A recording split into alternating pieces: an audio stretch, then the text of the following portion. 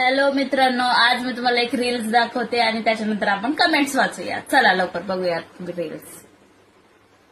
Play.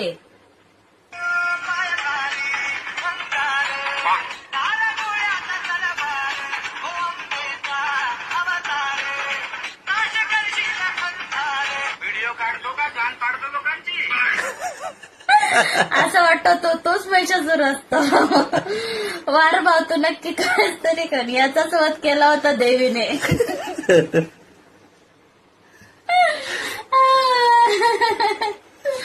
हिंदूला असं वाटणार नाहीये. कट्टर मराठ्यांना मावळा बघायची शान आहे. अरे वा, चांगलं. पण व्हिडिओची कमेंट्स आहेत.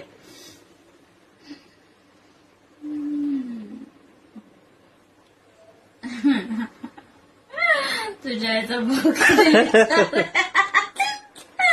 आज देवीचं गाणं आहे रे.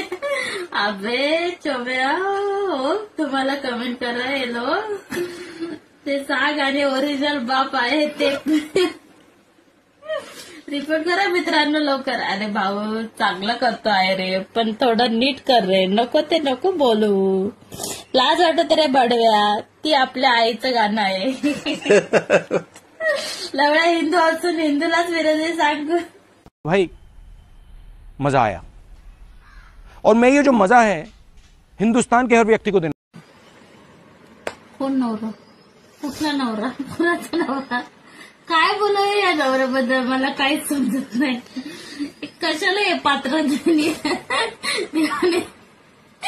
दुनियेत पाठवलं ते मला काही समजत नाही. बस अजून काय? बस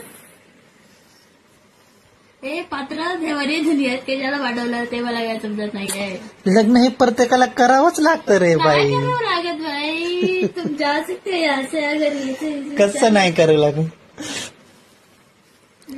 मध्ये असते काय भांडी घासायचं. बायकोंचं हेच एक टेन्शन असतं, भांडी घासायचं. स्वयंपाक बनवा, किती कामं असतात पूर्ण दिवसभर. डस्टिंग करा, हे करा, ते करा, ते करा. तरी सुद्धा नवऱ्याचं घरी आल्यानंतर आज हीच भाजी बनवली, अशीच बनवली, पापडच नाही तळला. असं असतं. समजलं ना? पिक्चर आणि शॉपिंगचं काय बोलत होती मग? पिक्चर आणि शॉपिंगला तर नेतच नाही. त्याचा तर काही विषयच संपला.